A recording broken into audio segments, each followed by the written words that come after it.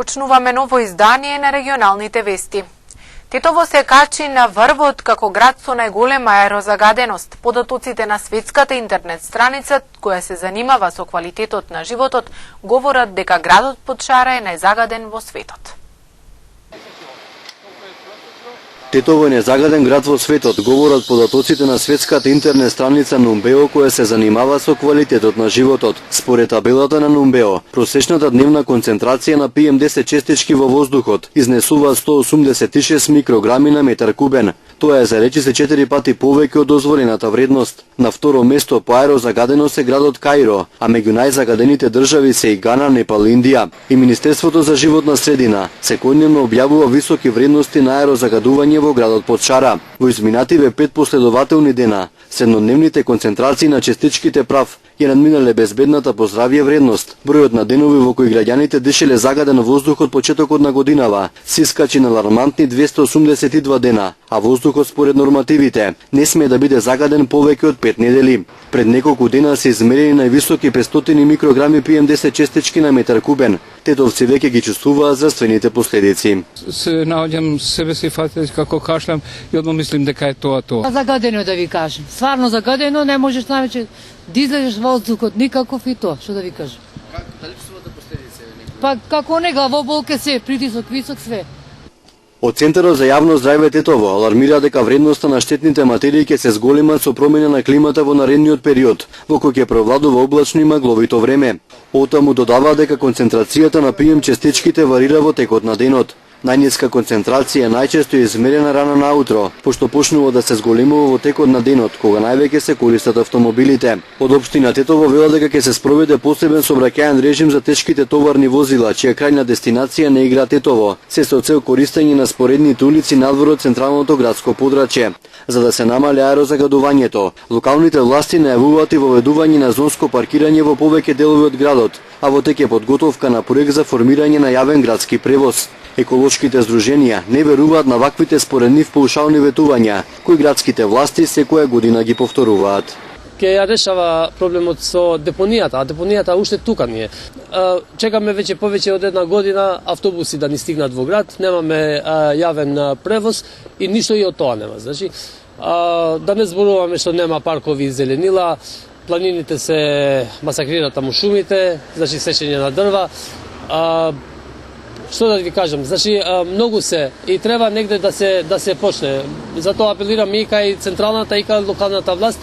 Ова веќе значи нема кај да иде полошо. Ние сме во прво место во светот, најзагаден град во светот. Значи не сме за нешто добро, за нешто лошо сме. Не сме за квалитетот на гравчето или на некои други земјоделски производи по кои сме биле познати во Југославија. Ние сме познати по нешто многу лошо. Минатата година општина Тетово за зимскиот период најави неколку мерки со кои би се намалила концентрацијата на штетни честички во воздухот. Меѓу нив бе и пренасочување на сообраќај од истоварна стока до 8 часот и редовно миење на булеварите и градските површини. Но мерките во пракса само делумно се спроведоа. Пожар се случил вчера вечер во затворот во Тетово. На 4 затвореници укажана им била лекарска помош, а причината е мала материјална штета. Помала материјална штета и 4 затвореници кои добиле лекарска помош во Тетовската болница, како последица на вдишување чад се последиците од пожарот, што вчера нешто по 18 часот избувнал во подрумските простории на Тетовскиот затвор. Според информациите од управата за спроведување санкции, пожарот избувнал откако најверојатно се скинало црево од системот за затоплување на затворот, пошто први во гаснењето се вклучиле затворските надзорници со противпожарни апарати. За секој случај била повикана противпожарна единица и екипа на прва помош, чии што екипи пристигнале на местото на пожарот, кој што многу брзо бил ставен под контрола иако истекла поголема количина нафта. Од престрожност била исклучена и струјата во делот на затворот, а лекарските екипи пренеле 4 затвореници, бидејќи при гаснењето се појавил чад во другите простории. По укажаната прва помош, затворениците веднаш биле вратени назад. Според податоците од управата за спроведување санкции, Тетовскиот затвор денеска работи вообичаено, односно системот за затоплување е во функција и по интервенција на екипите на ЕВН, нормализирано е снабдувањето со струја на целиот објект. Во сообраќајна несреќа што се случила на патот Гостивар-Кичево, тешко е повредено 19-годишно момче од Охрид. Автомобилот од засега неутврдени причини изгубил контрола и удрил во банкина. 19-годишно момче од Охрид се бори за живот по сообраќајна несреќа што вчера вечер се случила на магистралниот пат Гостивар-Кичево. Неговата мајка се здобила со полесни повреди, а таткото поминал неповреден. Според информациите од СВР Тетово, несреќата се случила синоќа околу 20 часот и 30 минути на магистралата во непосредна близнина на Новоселски мост. Возило Citroen Berlingo, што го управувал 48 годишен охриѓанец, изгубило контрола и удрило во банкина. Од ударот, неговиот 19 годишен син се здобил со тешки повреди на главата и обилно крварење. Момчето со друго возило било пренесено во болницата во Гостивар, каде по укажаната прва медицинска помош итно било префрлено на скопските клиники. Вториот сопатник, 42 годишната сопруга, била полесно повредена. По извршениот увид од јавен обвинител и екипа на Гостиварската полициска станица се расветлуваат поединостите за сообраќајката, соопштуваат од полицијата. Се утврдуваат причините поради кои возачот изгубил контрола над возилото и удрил во банкината. Во домот на еден од осомничените за пукањето на свадба во кое летово настрада дете во Гостивар, полицијата пронашла пиштол. Оружјето е одземено и ќе се вештачи. 10-годишното момче почина откако беше погодено од заскитан куршум додека се играло со своите другарчиња. Во рамки на истрагата за убиеното дете од затолкан куршум во Гостивар летово, извршен е претрес кај еден од осомничените за пукањето. Според извори од истрагата, за трагедијата се осомничени неколку лица, од кои досега идентификувани се 3. Од јавното обвинителство само потврдуваат дека истрагата е во тек, се преземаат дејствија за расветлување на случајот и дека во интерес на постапката не можат да споделат детали. Според информациите од СВР Тетово, вчера попладне во периодот помеѓу 16 и 18 часот, со наредба од судија во претходна постапка бил извршен претрес во домот како и во помошните простории на жител на Долна Бањица. Во претресот бил пронајден гасен пиштол Еко Магнум со рамка со 7 куршуми. Со потврда оружјето било одземено и предадено на вештачење. Лицето било приведено во полициската станица и задржано на разговор. 10-годишното момче беше погодено од заскитан куршум за кој се претпоставува дека бил испукан на свадба што се одржувала во близина. Трагедијата се случи на 27 јули во попладневните часови, додека детето се играло со своји другарчиња во гостиварската населба Фазанерија. Продолжуваме со полицискиот билтен. За насилство и напад врз службено лице кривични пријави заработија 2 лица од Тетовско. СВР Тетово поднесе кривична пријава против 25 годишен тетовец поради постојни основи на сомнение за сторено кривично дело насилство. Како што информираат од МВР, поради наводен долг, пријавениот физички нападнал 30 годишник пред неговиот дом, при што со рачката од пиштол црвена застава му задал неколку удари во пределот на главата. Кривична пријава заработил и 36 годишник од Барвеница поради постоење основи на сомнение за сторено кривично дело напад врз службено лице при вршење работи на безбедноста. Според МВР, на улицата Маршал Тито пријавениот паркирајќи го своето патничко возило го блокирал сообраќајот, а по интервенција од страна на полициски службеници истиот физички ги нападнал удирајќи ги во пределот на главата и телото. По преземени мерки е констатирано присуство на алкохол во крвта од 2,78 промили. Улогата на жените во медиумите беше насловена работилницата која денес се одржа во Центарот за балканска соработка Лоја во Тетово. Работилницата беше во организација на Француската алијанса во Тетово. Во какви услови работат жените новинари, каде е нивното место и која е нивната улога? Ова беа централните теми на работилницата со наслов Улогата на жените во медиумите, која денес во организација на Француската алијанса во Тетово се одржа во Центарот за балканска соработка Лоја. Жените новинари треба да се изборат за да имаат соодветни услови за работа, беше истакнато на работилницата.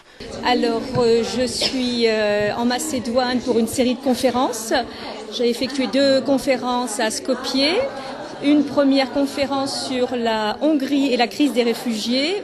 Во Македонија сум за да зборувам на циклус на конференции, на циклус од 3 конференции, од кои што 2 ги направи во Скопје. Првата конференција беше на тема Унгарија и кризата со бегалците, а втората конференција беше на тема местото на жените во медиумите, наслов, односно тема која што ја работам и денес на третата конференција. Ова е многу добро прашање, кога би сакала да кажам што мислам за жените во медиумите во Македонија.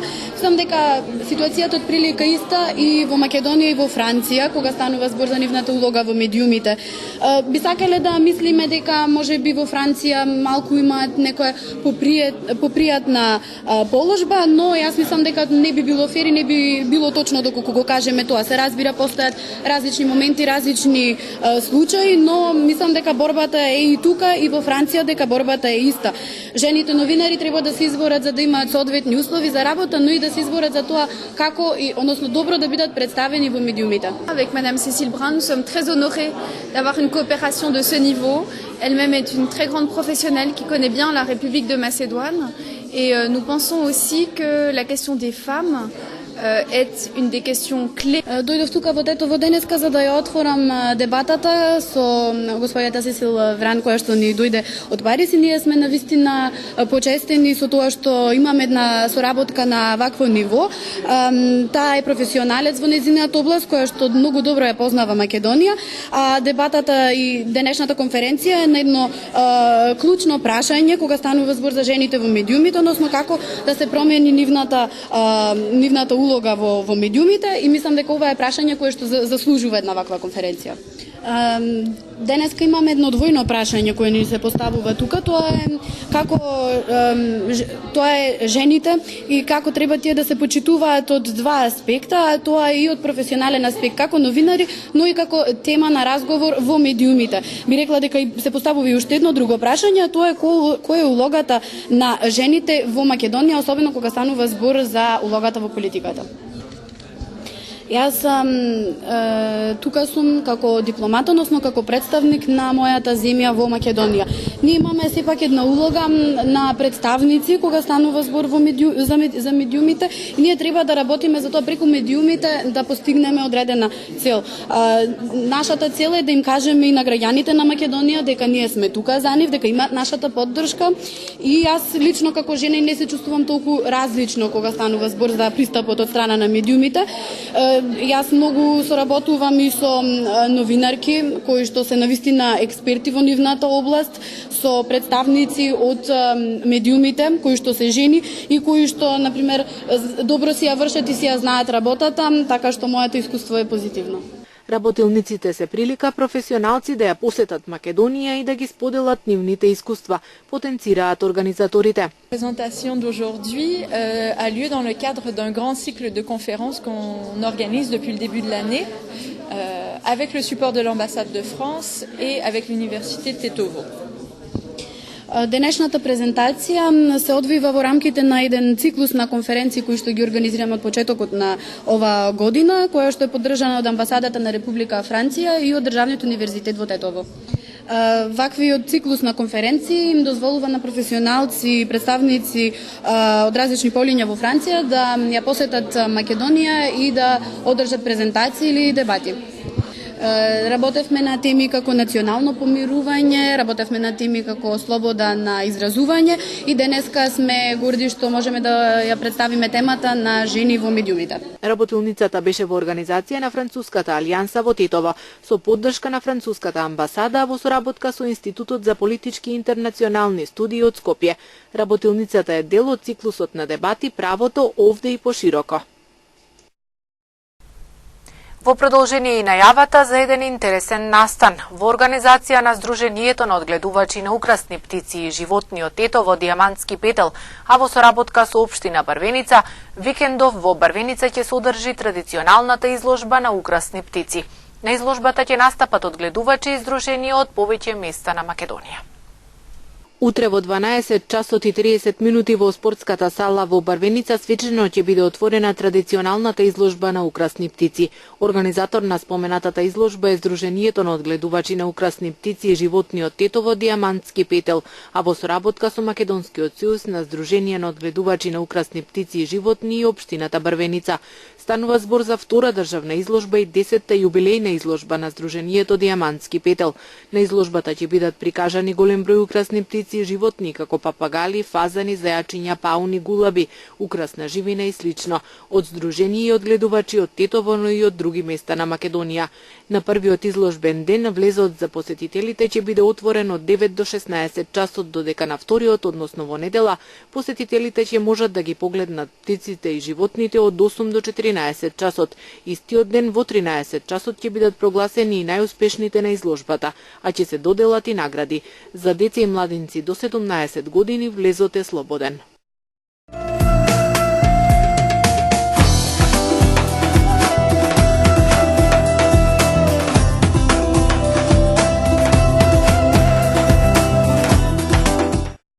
Специјалниот ополномоштеник за Западен Балкан, Турција и државите на ЕФТА Ернст Рајхел на македонскиот амбасадор во Берлин Сашо Марковски му го пренел разочарувањето и загриженоста на германската влада за имплементацијата на спогодбата од Пржино, која се уште изостанува.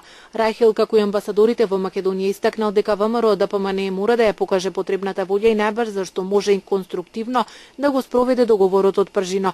Целта на спогодбата, како што е наведено во соопштението на германската амбасада во Македонија, е да се создадат еднакви шанси за сите партии за предстојните избори, пред се преку спроведувањето на препораките за реформи содржани во така наречениот Прибе извештај. Понатамошно неспроведување според германските власти ќе има последици врз оценувањето на земјата од страна на Европската комисија во предстојниот извештај за напредок. Рајхел нагласува и дека СДСМ мора и понатаму да се однесува конструктивно и да се придржува до обврските преземени со спогодбата од Пржино, особено да не објавува понатамошни снимки од телефонски разговори. Белгискиот олеснувач Питер Ван Хауте во преговорите меѓу работните групи на 4 политички партии, како што јавуваат дел од македонските медиуми, доставил нов предлог за надлежностите на новите министри за внатрешни работи и за труд и социјална политика, кои треба да ги предложи опозицијата, и за замениците министри кои треба да ги предложи власта.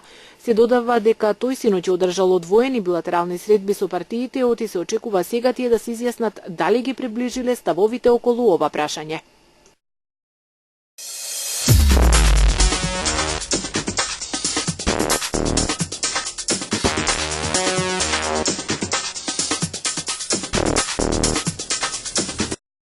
Најмалку 22 мигранти, вклучувајќи 13 деца, се удавиле синоќа во Егејското море покрај грчките острови Калимнос и Родос во два нови инциденти со бродови кои отпловиле од турскиот брег.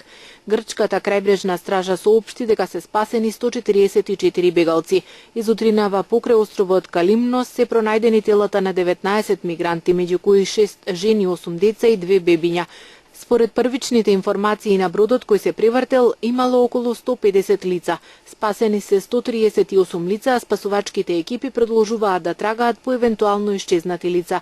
Во друг инцидент со чамец покрај островот Родос се удавиле една жена, едно дете и едно бебе, а по 3 лица се уште се трага. 6 лица се спасени. Истовремено околу 6000 нови бегалци биле донесени денеска на пристаништето Пиреја од островот Лесбос. Граѓаните на Турција со право на глас во недела ќе излезат на втори парламентарни избори оваа година во услови на политичка нестабилност и зголемени безбедносни закани. Изборите се одржуваат во атмосфера кога кај турците се чувствува замор од ветувањата на партиите, зашто доказ е и летаргичната атмосфера во која минуваше изборната кампања.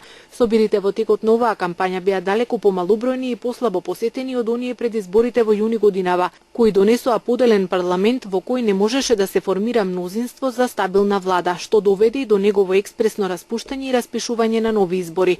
Според некои аналитичари, главен виновник за предвремените избори е турскиот претседател Реджеп Тајип Ердоган, кој својата амбиција за воведување претседателски систем во земјата и за зајакнување на неговата моќ ја стави пред интересите на земјата. Украинските власти соопштија дека пожарот кој денеска предизвика серија експлозии во депо за муниција е под истрага како акт на тероризам.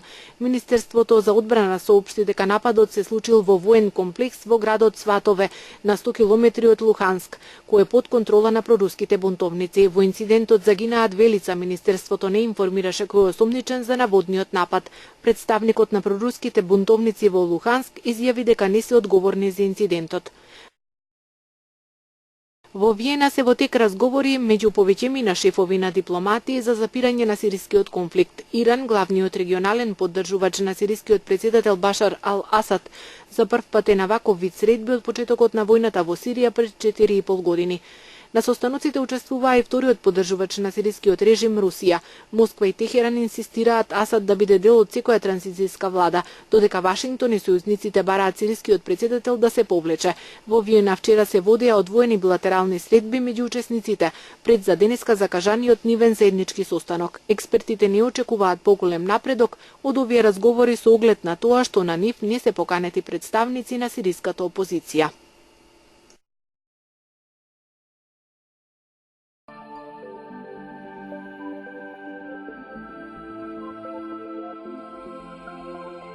Денес имавме претежно сончево време со локална облачност.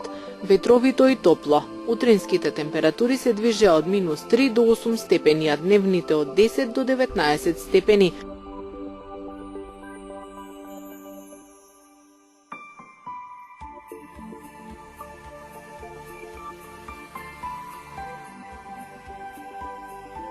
Утре не очекува претежно сончево време со локална облачност. Утринските температури ќе се движат од -3 до 8 степени, а дневните од 8 до 17 степени.